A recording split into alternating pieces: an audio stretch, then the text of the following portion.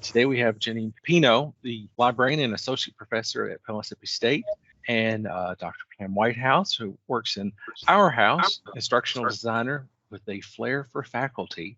So I'm excited for them to get started today. And I've been mentioning to all of these that this, of course, is our 20th anniversary for online learning at TNE campus, with all the different innovations, and this is our first fully virtual event. All right, well, thank you everyone for coming. We've got an hour for our presentation, and we're hoping to get a lot of great discussion in today. If you have any questions, feel free to put them in the chat for now. And when we open up the floor for discussion, you can just jump on the mic if you like, or raise your hand. So today we're going to talk about faculty and librarian partnerships for student success. I don't know how many here have actually had a librarian embedded in their course or been the embedded librarian, but it's a very valuable experience and service. Just to define it a little bit, so an embedded librarian is essentially, it's a bit more than the transactional student asks a question, librarian gives an answer. In this case, it's very collaborative between the faculty member, the instructor of the course, the librarian, even the instructional designer from Tennessee eCampus. And the idea is that the librarian is there from the start of the semester, providing services and support that directly impact your assignments. And they have a shared responsibility for outcomes of student success. Now, what does that actually look like throughout the semester? There are about 3 levels of participation. Now, the lowest level, level 1, is what we've already established. So you have a link in Brightspace that directs students to library resources. In this case, it directs them to choose their institution, their home institution's library, so they can log in easily with their own credentials. We also are using messaging features, so librarians can talk to students through the discussion board, through email. Now, the next level above that, this requires a little bit more investment of time, a little more planning. This is where we're developing specific tutorials for your course, or where we have resources already developed that we're providing links to and asking students to access. Now, it doesn't matter what librarian or where your librarian is from, I should say. Even if you have students from, 10 different institutions, as long as they don't have to log in, they can access resources from any library, if it's a page of instructions or guides or anything like that. Now, the highest level of participation, this is kind of like the dream goal. This is collaborating with faculty from the onset to design courses that directly involve library and information literacy instruction. So this is saying, okay, we want our students to have these goals of being able to find information and evaluate sources, and then planning how that's going to happen throughout the course, and then assessing. Now, we have a few faculty and librarians we'd like to call out just to tell us a little bit about their experience doing embedded librarianship or working with an embedded librarian, whether that's in eCampus or at their own institution. Pam, did you want me to grab a librarian first, or did you want to get a faculty member? Yeah, there's always going to be a little pause because I have to mute because I have a dog and he barks at the most inopportune moments. I am fine with you starting with a librarian, and then I'm going to ask Andrea if she would like to bring forth some of her questions. Okay. I know we've got Angel Sloss and Amy Lippo in the room. Would one of you like to jump on the mic?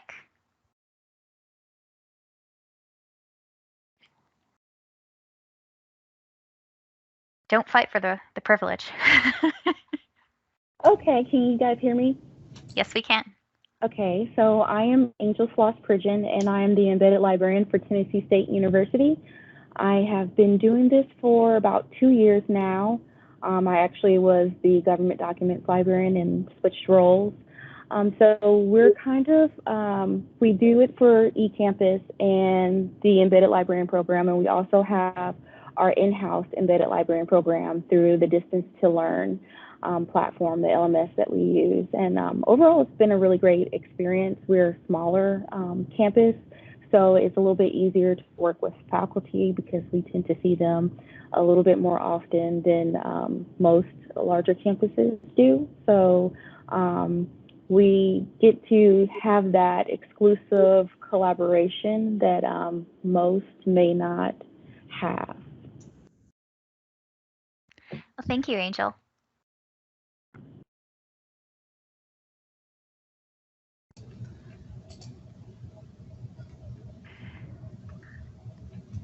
Did you want me to go ahead? Sure, go ahead, and then we'll get to Andrea's questions. Okay. I'm Amy Lippo. I'm an embedded librarian from Northeast State Community College. I started in the fall of 2013 with it was Region's online degree program then, and now Tennessee campus, and then started a program at Northeast State in the spring of 2015. And enjoy working with faculty to develop content. I put content in courses where faculty want that, developing content that helps the students with learning information literacy and helping with their assignments, sending emails, supporting their students in whatever way helps with the instructor's needs. We've started doing tutorials last semester. So we have a lot of experience. We've expanded beyond myself to the other librarians are also taking embedded classes. We're up to about 50 classes in a semester at the maximum between us. Well, that's a lot of classes. That's good. Yes, between Amy and Angel, I think they probably take the bulk of the requests we get every semester. Oh, okay, good to know. Okay, Andrea, if you don't mind coming out with some of your questions at this point, we are going to show the results shortly of a survey that we asked faculty and librarians to respond to who were embedded and using embedded librarians in the spring shortly. But what we wanted to do was get out some of your questions and thoughts about how all this is working right now first. So Andrea, are you okay? Absolutely, my pleasure. And I love that we have librarians and instructors in the meeting because you kind of get the telescope view. Because, my goodness, when I think about doing that many classes, holy cow. But then you get the microscope view from my end. And I want to immediately call out Andy Foskey, who's amazing. And I've been working with very closely the last 2 or 3 years. Goodness knows we lose track of time during COVID. But he's been wonderful. And my research assignments, and I'm thinking specifically of my American Lit class, have improved dramatically with his help. And whereas I used to experience much frustration, these days I experience very little frustration. He's created for my class a tailored LibGuide for their particular assignment. And in that LibGuide, he shows them how to do research just from the get-go, but then how to refine it specifically for literature. And of course, there are citation guides and so on and so forth. So whereas I used to get a billion questions, I get very few questions, and I attribute a lot of that success to Andy and his expertise. My questions have more to do with, okay, oh boy, this has worked, so what do we do next? More than questions about how to, I think our process has worked. And in fact, I forgot to mention, and Andy also agreed to do a live Zoom meeting, which was of course optional since T&E campus is asynchronous. It was an optional meeting. We had very few to attend because T&E campus students they choose T&E Campus because it is asynchronous. So that didn't surprise us, but it went really well, and I recorded his demonstration. And so now I have a video embedded in the class with Andy explaining the research tools and so on and so forth. So that is also available for students. So my questions are, the first one is kind of a, it's a real question. How do we get more students to interact with Andy? Well, on the one hand, I think it's a positive thing, because I think we've got the information laid out so clearly now that they're not very needy. But on the other hand, Andy is always there in the discussion board, but he hardly ever gets a question. And I don't know if he gets calls. We'll ask Andy, but I suspect he does not get phone calls. He offers up all of his contact information, so he is there. But yeah, exactly. If they're getting it, I'm not sure. Yeah, if it's not a problem, we don't need to solve it. But anyway, that's just one question I had to throw out to the group. Do we need more interaction? If we do, how do we get it? The other one is kind of a looking to the future type question. I saw some great presentations over the summer in, some of the conferences I went to. Since they're all virtual, I got to go to a lot of great conferences. And I saw some talks about how instructors partnered up with their librarian buddies to do projects on archival documents and things like that. And that was fascinating and so real for the students. They were using primary research. They were doing primary research. And I'm talking about in a composition class. I don't mean it was real high level, but I just thought that was wonderful, and just wondered what you guys thought of maybe taking T&E Campus librarians and instructors in that direction. Somehow or another, where they were kind of doing more nitty gritty on the ground research all of this was in under the auspices of responsive of inclusive teaching, culturally responsive teaching, that kind of thing. And so take students to some of the rich primary documents that the library houses, like an American Lit. Like me and Andy could collaborate on looking at archival photographs from Library of Congress or something like that, and then having students relate that to some literature assignment, something like that. Anyway, so those are my questions, and I'll turn it back over to Janine and Pam. Oh, thank you so much, Andrea. I knew that you were going to bring out some of the key points that we wanted to cover today, so thank you for that. I love the idea of the primary documents, and of course, that can cover a range of topics in addition to literature. And you made me think of the Smithsonian has made a lot of primary documents available. And if they still have it, I believe they do in Virginia, there is a wonderful archive called the Valley of the Shadow, which has primary documents from towns during the Civil War. So history, math, science, all those things could be covered. So thank you for that. And I'm wondering, Janine, did you want to respond to some of that? Sure. So honestly, those were all really great comments and questions. Definitely things we want to get into today. So as far as getting a librarian to work on a project like that involved, that kind of goes back to that third level of embedded librarianship.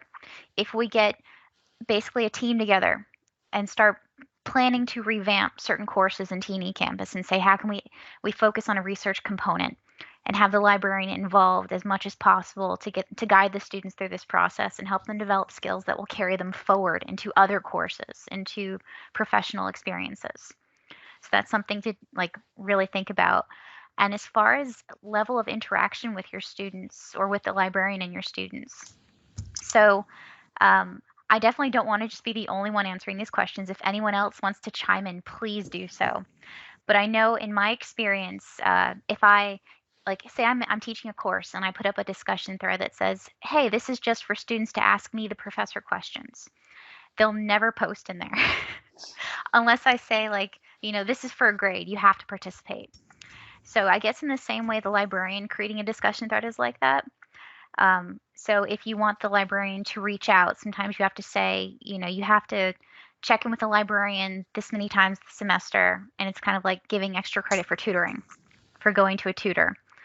I don't know that we always need that level of interaction. Like Andy said, I mean, if they're going to the research guide, to the tutorials, then they are still learning.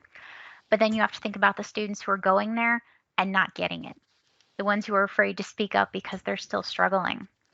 So how do we reach those students? But does anyone else want to chime in?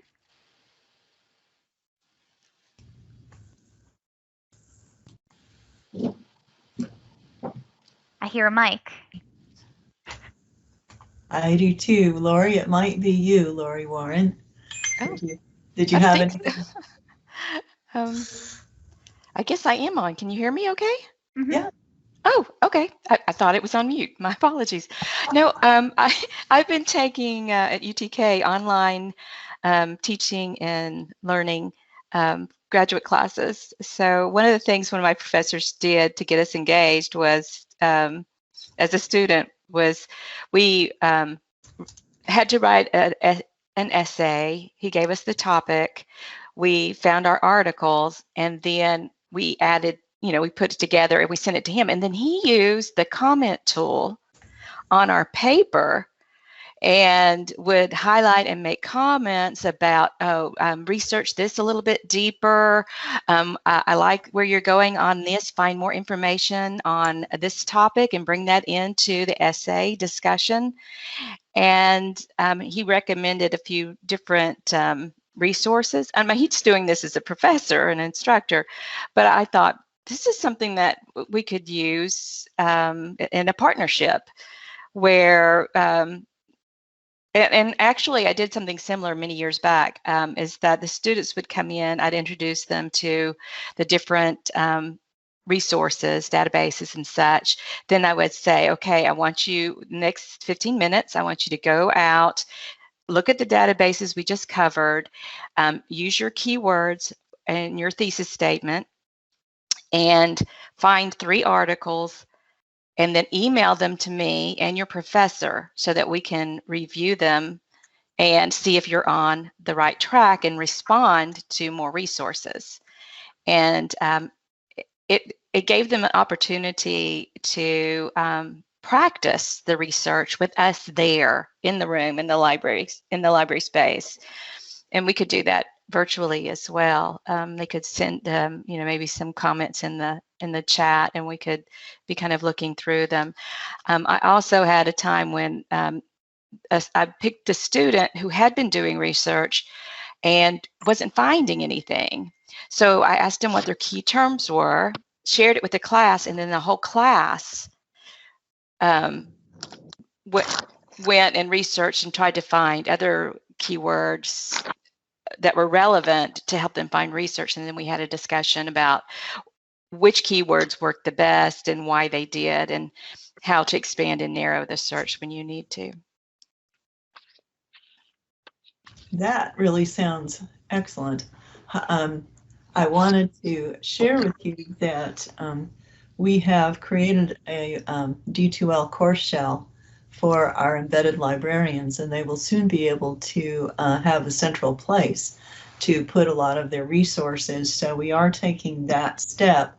But as you were talking, Lori, it made me think, Janine, one of the things we could consider is revising the application that is filled out, whatever paperwork is filled out, to request an embedded librarian, and provide the 3 levels of interaction that you have defined as a guide. We wouldn't say faculty have to do it one of those 3 ways, but we could offer that as a guide, because maybe not everybody knows that there's different levels of interaction, and that we can team up with each other. I can certainly help from instructional design. Janine can help from the library side, and we can team up with faculty and with librarians so that we can reach a higher level. And of course, I'm really interested, if anybody has any ideas on, when I was studying cognitive science, we talked about the fingertip effect. And that's when students, for example, have every single resource they could possibly need right at their fingertips and they don't use it. Why? And how do you close that gap? So it would be interesting to hear how some of you, if you have managed to close that gap, how you did it. And it would also be a good idea to think about what you think are barriers to having students really take advantage of the resources that they do have. Even if you don't have an answer, then it doesn't matter. The question needs to be asked, I think. So anyway, I'll let somebody else, if they'd like to, take the floor, or if Janine, you need to comment or want to comment at this point. So I'm seeing things pop in the chat, but I don't know if they came in like just now or 3 minutes ago. So Lori, great comments and ideas. And actually what you were describing as far as brainstorming keywords with the class, that's something librarians tend to do in a live instruction session. And I know that we're working in a different environment when we're asynchronous. And like you said, we can't force students to come to a live meeting. So the option is to say like, hey, we'll host a workshop and we'll record it for people who want to come. And there's that. But we also, as Pam said, we're hoping to put together a librarian course shell in Brightspace that allows us to come up with short videos and tutorials that we can share and disseminate throughout various courses without having to reinvent the wheel each time, because that stuff is time consuming. But it's incredibly valuable, especially if we already have a video saying, you know, this is how you search Academic One file, or this is how you narrow down your topic, this is how you pick your keywords. So that is coming. But we definitely do want to work on the embedded librarian request form to maybe explain a little bit more in detail what options you have for librarian involvement. Maybe even give instructors an opportunity to say, hey, I need help with this specific assignment, or my students always struggle with this aspect. What can you do? So it gives us a little bit more information. I forgot to mention at the beginning that I am here talking to you because I'm the librarian who kind of coordinates the requests. So when they come to us, I then contact each of the schools and say, who wants to take this? So if we have a better idea of what your needs are, we can work even more efficiently to find you a matched librarian who's going to support this. And they know how soon they need to get in touch with you too, depending on what you want done. But are there any other questions or comments you guys want to throw out there before we get to our survey results? I have one quick thing on the fingertips issue. I love that term. I know exactly what you mean by that. And one quick thing an instructor can do is if the librarian has created the LibGuide and the librarian has created the video demonstration, I send out an email with a link, with a direct link to that, external link to that. And hopefully when they open my email and they see that right there, they go ahead and click on it and it takes them right to it. So that's a real simple thing that instructors can do. But powerful, because I agree, a lot of times if you send it to the students and all they have to do is click on it, I believe, I can't prove this, but I'm thinking about 9 times out of 10, they will. I think if we think of ourselves, we know that's true for us, right? Oh yeah. Clicky. I want to click. Yeah. So yeah. That's right. You make it easy for me. I'll do it. That's exactly right. I see a hand raised from Angel, and I think Laura, you had your hand up first. Mm-hmm. Yes, one of the things that I learned through the Remote Summit, which is free international summit that I've attended for the last couple of years, is there was a children's psychology professor who would have the librarian come in, introduce the databases best suited for their course at the beginning. And then she required the students, for every chapter that they were studying, to find an article using the keywords from the chapter, and then to share the link to that article in the discussion board. They had to make a comment or two about why they selected it and how it corresponded with the chapter and the topic they were discussing.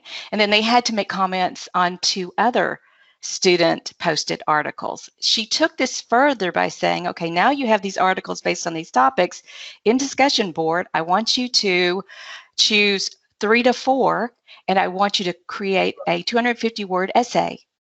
After they did the essay, they posted their essay and they shared comments again. So great for asynchronous types of discussion that can be pulled into the next live session.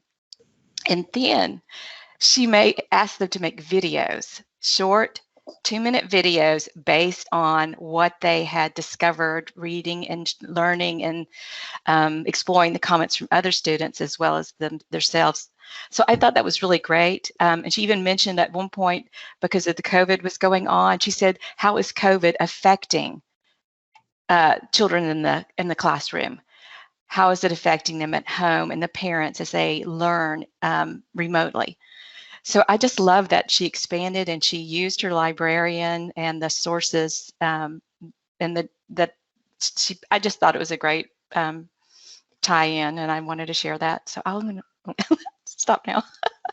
No, that's fine. You've got good stuff to share. I see that somebody's hand is up, so whoever that is, if you'd like to step forward and speak now.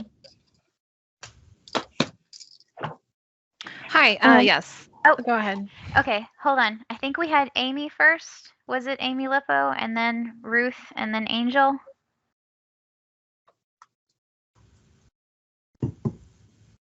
Yes, maybe. Well, let's start. Well, with whoever's there. I see Ruth. You want to start there, and then we'll go through the list? Okay. Let's get Ruth in there, because I've seen that hand up on the screen, and then we'll get to Angel. Okay. So I just tried this not in the e-learn classes, but just a regular semester for the summer classes. And again, not many students would respond. I saw no feedback on the discussion board. So I emailed them like a really exciting sounding email telling them that I knew they needed my help, that their paper was coming due. And so like they're all writing in Chicago, and all of them are very lost in Chicago writing, for example, and kind of giving them resources. And I didn't know what was going to happen with that email, but I got actually a good response from one history class. I think I got like 6 students respond out of like 20. So that was a good thing for me, because they clearly had seen all my and I had posted in the news feed like how to read an ebook, how to get in contact with me, and nobody was posting. So that worked. And I'm going to try it for all the classes I work with now. Oh, that's great to hear. Okay, Angel. What I was going to say is that for Tennessee State University, we are a high impact practice university. So if you guys aren't familiar with that, it's engagement, it's high engagement, finding ways to engage with our students for everybody, even if they're non-instructional faculty like myself. So one of the things that we do in-house is with our embedded librarian form that I actually have. Faculty is required to fill out that form, and when they fill out the form, we ask a series of questions of what they need done in that course, because one size does not fit all. So we kind of ask them like, hey, do you need one-shot instruction? Do you want discussion posts? Do you want us to keep office hours? We ask them a variety of questions so we have an idea before we get in their classes what they are wanting from us, just because each professor is a little bit different. And then towards the end, which it's just an encouragement, and it really never fully works, I would say, is we have an agreement that they must agree or not to agree with, and we try to talk to them, is about user surveys, like when we send out surveys and responses and things like that, that they agree to help us get that piece and that engagement. And so far, it's been pretty good, a little bit overwhelming because we have so many people that do now are just kind of finding out about our program. So it's a little bit just slightly overwhelming, but it's a good experience. And with the high impact practice, some of the things like in the English course, what they focus more on the 1010s and the 1020s in the English courses are mainly their majors, and they write about their majors versus a traditional upper elective, what they do in upper elective English. And it's maybe exploring the library to get research about your field and things like that. And so I noticed with the high impact practice, the good thing is they're integrating the assignments, especially when they're freshmen, to be able to have to connect with the library. And I mean, we've had several talks. The English department here is wonderful. Last semester we did, I don't know, it was a lot of English 1010, 1020 orientations, because now it's required for the department. If any students taking those courses, they have to have some contact with us. So I just kind of wanted to put that out there. That forum was very helpful because when we would get into classes, we weren't really sure what they wanted us to do. And, you know, with some who are very hesitant because it is their LMS system and, you know, they want full reign, it kind of gives us the idea of, okay, we can create and post in here. We can do tutorials. Oh, you want us to drop in virtually to your classes. And that's been working really well. Oh, those are great. Thank you very much for sharing. And we are taking notes as well as recording, so no worries, we got it. Ruth, I thought you had your hand up earlier. Did you want to go ahead now? I already spoke. I put her hand down. And you're muted again. Oh, there you go. Yes, I continually talk while I'm muted, so just bear with me. Now, we did have a repeated comment from Margaret Choka, who wants to reiterate that we do need to get the librarians in the course within the first week, especially when it's an accelerated course. And that is something we are working on, trying to get those requests emailed out sooner, because it takes the faculty time to respond, and it takes us time to get the librarians actually added to your course. So does anyone want to throw out like a number? How soon would you like to have, how soon would you like to know you have a librarian coming? For me, this is Margaret, for me will be like the end of the first week, because after the first week, we only have 6 weeks left for the accelerated 7 weeks. Okay, thank you. Anyone else have a different time? Did you want to know sooner, or is it by the end of the first week okay?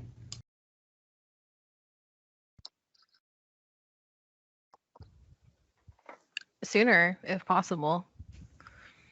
Like, because if you're in more than 20 classes, like I'm putting on my calendar and stuff, like for my regular role.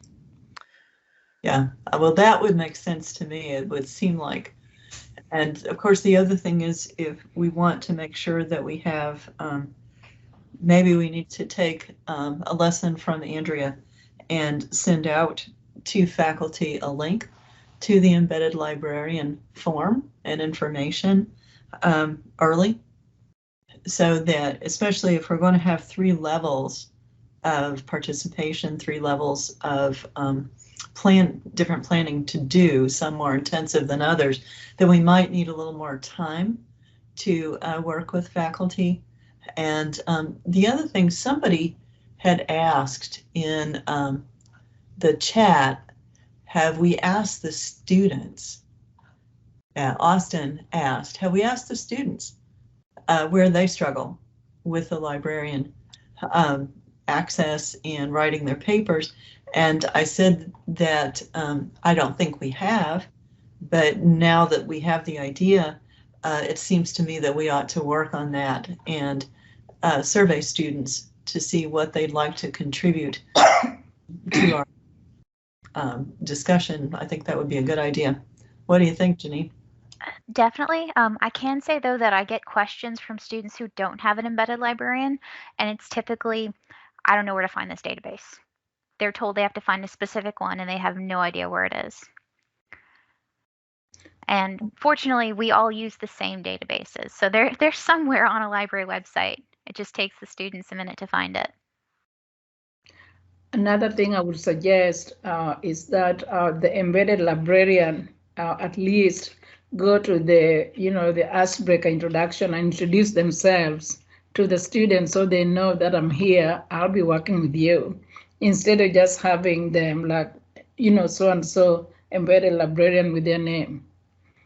Yeah, and just, kind of little intro, see what, I'm here to help you. These are the things I can help you with. Yeah, we were thinking, I think Janine and I have talked before, and I know Janine had already thought of it, was more and more librarians are making an intro video that can be put into the course. So as part of their introduction, because I know for myself, I like having an idea of what somebody looks like, sounds like, and just how they feel about things. So it's nice to do that. And there's a good message from Andrea here about Andy posting a personal message in news and sent an email just before students started their projects. So kind of a reminder that he's there and ready to help. I think it's another good strategy. My librarian does that from Pelisipi, but I don't know if everybody else is doing the same thing, because it helps to know that she's there during the introduction so students know who she is. But I was just suggesting for those who are not doing that. Yeah. Yes, no, I think you're right. We need to remind students that they're there. Pari posted that we could have a discussion forum dedicated to the embedded librarian and student interaction. We have done that, and with varying levels of success. So we need to get back to that fingertip effect and overcoming it. And some of that may be answered by the introductory video, by the librarians describing speaking directly to students on what they can do to help them. And then those emails with the links already in them, so you don't have to work at it, would be another thing. Any other questions or comments right now?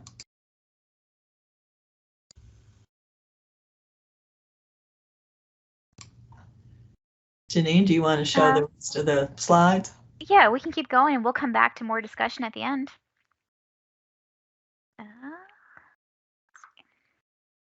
So just so you know, this is some data of the number of embedded librarian requests we've gotten the last few years. You can see our busiest time is actually summer and fall. Spring always had a little bit of a dip, except for this current summer. I do want to point out that each request, so this is counting each actual request submitted to us by an instructor or a course developer. Sometimes they'll include multiple sections. So while maybe we received, 30 requests, some of those might be like, okay, I need a librarian embedded in English 1010, but all sections of the course. So that could be 2 sections, it could be 10 sections. So there could be more than what you see here. But yeah, we just wanted to show this off. And I do want to mention that I think it was, I had this in my notes somewhere, but I think, so some people have wondered if our requests would drop off when the nursing courses left the program. And I think the nursing courses left in 2019, I believe. I think like our last nursing course request may have been like fall 2019 or summer 2019. You can see that we're still going pretty strong. So we're getting a lot of requests from psychology, from professional studies, from criminal justice, English, business, communication, biology. We have a lot of biology courses, the occasional math course. So really anything can take a librarian and have them get involved in some way. But we also now have our surveys that we sent out to both faculty and librarians asking to kind of rate their experience with the program. And Pam, if you want to take this one away. I would be happy to. I really distilled this down to 3 main bullets. And it does go back to the fingertip effect that I keep mentioning. As you can see from the first bullet, faculty really have no way of knowing whether the students have worked with the embedded librarians or not for many of those who responded to us. So we do need to think about how we figure out to what extent students are taking advantage of this resource and why or why not. A course announcement was a main vehicle for letting students know that they have a librarian to help, bless you. But I think that there's more in terms of some of you have had and others have had dedicated discussions and maybe space in the course in D2L for librarians. But for those who answered the survey, a course announcement was the main vehicle for doing so.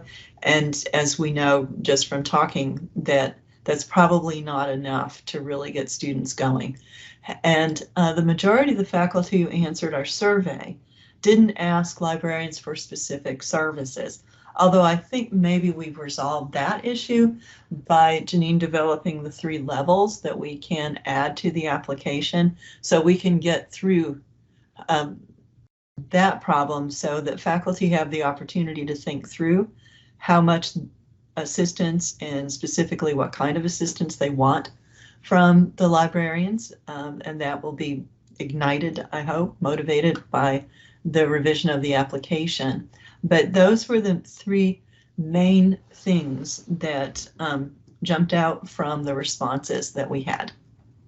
And you're welcome to add any thoughts or questions at this point.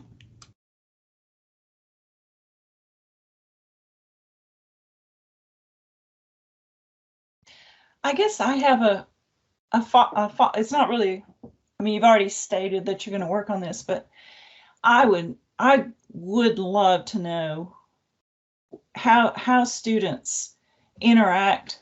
If there were any way to track, clicks, how many times do they click on the LibGuide link? How many times do they, and D2L may be able to do that already. I just don't know.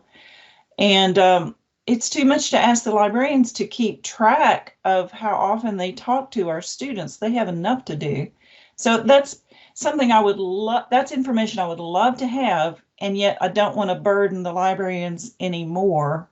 So if there were a way to automate, a way to track how often students are using as you said, using the resources, I would love that. Well, we definitely can track it on D2L. That's not an issue. And I can show you and anybody else who wants to know how to do that. I see there's a hand up, but I don't know who it is. Janine, do you know who it is? It's Lori. Yes. I was just going to point out we can do that tracking because if we set up our assignment guides through SpringShare's LibGuides, we can track the clicks by link. So if you had a list of articles that were instructor approved or suggested that they want a reading list, so to speak, we can have those links. And then when we go to the guide statistics, we can see how often those links have been clicked. And the same thing with the way we add the database links in SpringShare LibGuides. You can click to see how often the database is being accessed. So, and I have provided that information for instructors in the past to let them know that their students are doing their research and are using the guide. So there is that does work. Now, we have to be a little careful with links just because our students from different institutions are going to their own library to log in to the database. So if they click on a database link at Pellissippi State, but they're a TSU student, they won't be able to access it. But as far as page visits on LibGuides, and for anyone not clear what a LibGuide is, it's just a web page that a library can make using a library software. But we can actually track page clicks on that and views, so we can give you that information. But it sounds like tracking D2L links is probably the clearest way we'll know how often students are interacting with things. I'd like to talk more about this. This is really interesting, and so I'll get with Andy because so what I'm hearing is we can look and see how many students visited the American Lit LibGuide. We already know we can do that. So now it's a matter of, like, I'll need to talk to somebody who knows how to track on D2L Brightspace. And I guess what you're saying is, like, if we have posted a library video, you can track in content how many students have visited. Pam is nodding. Yay. Yes. So yes, I'll we need to can. make sure that I have a discrete topic page so they'll know exactly what they're looking at. That's really the trick, is you've got to have a place where they have to go and in D2L. And if you do that, then I can show you. I think you already have access to this information, but you and I can, and Andy can get together later, and I can walk you through and show you how to get to it, so you can check yourself over the course of the semester. And now, as Yeah, I'm talking, I'm thinking, I know how to do this. I just never thought of doing it as a way to track. Yeah, okay. I think, yeah, let me try it, and I don't want to bother you if I already can figure it out, but I'll definitely call you. Oh, yeah. No, thank you. That's a great insight, and I should have thought of that sooner. Well, we can definitely work on creating instructions that we share with the librarians too, just so they know how to help their instructor find that information. Well, you know, sometimes I'm sorry, I keep clicking camera off and on. I'll just leave myself on. You know, sometimes it's, as we know with our students, sometimes for faculty, it's the way it's presented. So yeah, if y'all send out to faculty, oh, hey, here's a great idea if you want to track how students are using your library resources. You know, if it's phrased, I mean, it's just like me. I knew I had that D2L tool, but I didn't think of using it in that context. So yes, Janine, thank you. That would be awesome.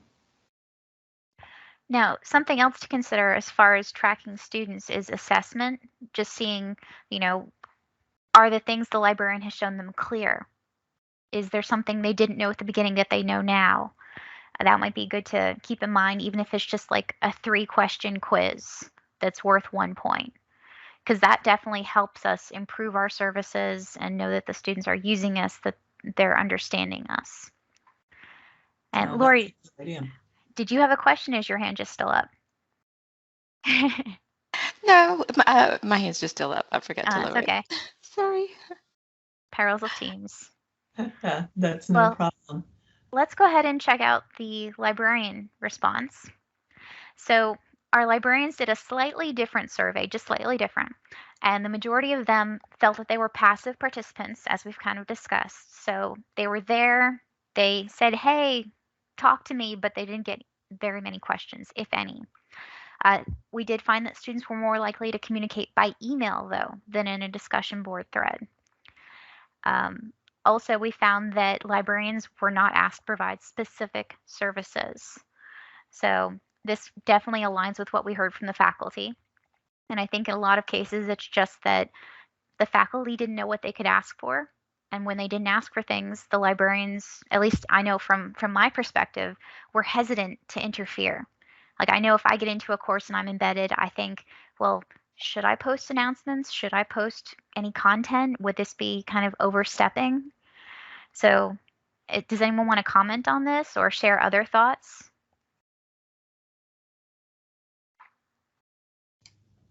Yeah, I do think it's a big problem that we, at least if nobody wants to discuss right now, we should think about, is there is some hesitancy to make sure that no one feels like boundaries have been overstepped. So some of that could be clarification with a faculty librarian short meeting, perhaps. In the wildness of trying to get the semester started, I'm not quite sure when that would happen, but maybe it should. But anyway, let me step back, and if anybody has a comment, we would be delighted to hear it. I just want to commend you on pointing that out. I think you guys have hard jobs. When you establish a personal relationship with a librarian, it's like doors open and you just work together, and it's wonderful. But I know that there are some faculty who might be a little ticklish about that, and I guess I think you're right on point. You just need to talk to them, and then you can sort of either you'll pick up those clues, but on the other hand, I think maybe faculty need to be nudged a little bit to take more advantage of all the services that the library offers, because it can open up so much to your course, so much richness and depth to your course. That's all I have to say. Yeah, well, but it's important to say, I think, and it is a little bit ticklish to address sometimes. So talking to each other directly over Zoom, over the phone, whatever. I mean, I like to do Zoom because I like to see a person's face, and I get more meaning from the conversation if I can see their facial expressions as well as hear their tone of voice. But everybody has a different way, and that's fine. Okay, I see a hand up. Please identify. Ruth, it's you. Please. We had Amy first. This time it's actually Sorry. Amy. Oh, okay. Sorry. I'm awful at reading those, so I'm going to leave that to you, Janine. I was going to say it for I have a couple different ways that I do things with Tennessee eCampus. I had most of the professors that I work with are I've been working with them for years, so everything is kind of set. But I had a new professor that I worked with, and I just sent her an email and said, this is the way I do things with the other teachers I work with. Is that what you would like, or would you like something different? And just set out what I do, and she was good with what I did, so I did the same thing, and just set it out and just opened the lines of communication with her from the get-go. At Northeast State, I've developed a questionnaire to sign up for the program, and it sets out exactly what you want, the professors want from the embedded librarians. If they want content, if they want emails from the student to the students from the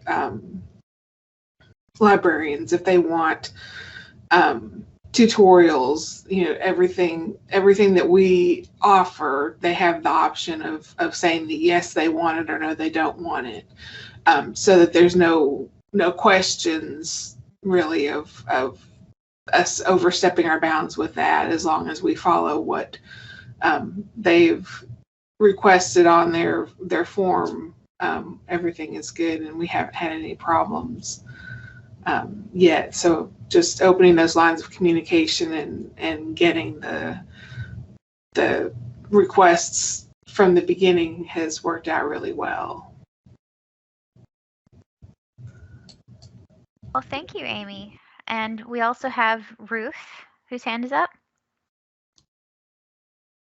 Hi. So when I first started I came on the wagon like midway through the pandemic, because I moved up here. And then I started the following, fall 2020. So I would say the first semester I was kind of lost and be like, what do I do? How is this different than the other e-learning classes I've been in? But then once I got that, and I'm lucky, I only have to work with one professor, because e-learn is set up a little differently than the other class modules, for my school at least. And I will say, when everything was still closed, because I have a phone number I give out to students that they can call or text me, a lot of them did use that phone number, and they would text and call, and they didn't know how to access stuff, and their schools were closed. And I say that phone number has been really helpful, and I think it does open a lot of doors for students, because they may not be comfortable emailing, or it also can be our population. A lot of our population is non-traditional, and they're more comfortable calling someone on the phone. And it's just a regular Google number, but I'm glad I have it, because I get a lot of feedback from students, connecting with them that way. And I also am single, so I don't always have very good boundaries, but that doesn't help sometimes. But anyways, it's all good. That's good. Thank you. We are down to 4 minutes. One thing I really wanted to do very quickly, and then I'll give Janine a couple of minutes too to finish up. what I heard us talk about today was communication is key, and we're going to work on the revising the application so that faculty have a better idea of knowing what they don't know about what they can ask for and what they can do. That a librarian video intro available for the course would be really very helpful. We need to overcome the fingertip effect by tracking what students are actually doing and paying attention as faculty and designers and librarians at the rate of student participation. And I think that's, for me, those were kind of the biggest things I heard, was how to promote interaction, how to develop communication, and how to engage students and librarians and faculty in a joint venture. Okay, I'm hushing up now, Janine. I mean, I think we've pretty much covered everything on the last discussion slide. I would like to know if there's anything else you guys think that Teeny Campus can do, whether that's to help the students get to what they need to, or to help you as an instructor or you as a librarian. Is there anything we haven't mentioned today that we should consider and put on the list? Well, and if you're like me and you think of it 10 minutes from now, then please email us and we will respond. Yes, I don't know if our email addresses are on the web page, but are we going to be sharing the slides? I believe we can. Mark, is that something we can do? Yes. Okay. Okay, so we will definitely do that. So you guys can reach out to us anytime if you have questions. Librarians, you should all know me by now. You see enough emails from me. Thank you guys so much for attending, and this has been great with participation. It was so wonderful to hear from everyone, especially the faculty who came in. You should keep an eye out. We'll probably be sending some emails as we work on training or edit our embedded librarian request form. Faculty, that should be coming directly to you from eCampus. Librarians, it'll come directly from me or to your library deans and directors. But thank you again, everyone, so much.